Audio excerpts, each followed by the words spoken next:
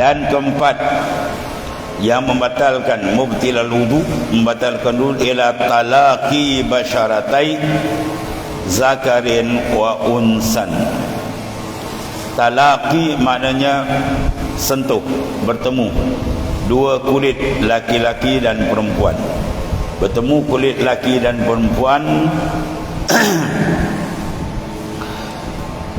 yang haram, yang halal nikah, walau bila syahwatin, walaupun dengan tak ada syahwat.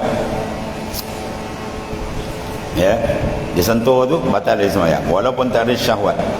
Sebab apa? Sebab ada khilaf. Setengah ulama mengatakan kalau syahwat batal, dia sentuh isteri dia, ya, tak ada rasa apa, batal. Setengah ulama kata kalau sentuh ada syahwat batal, kalau tidak tak batal. Jadi mazhab Syafi'i tak syahwat ke tak syahwat ke batal, sebab dia tempat sangkaan syahwat.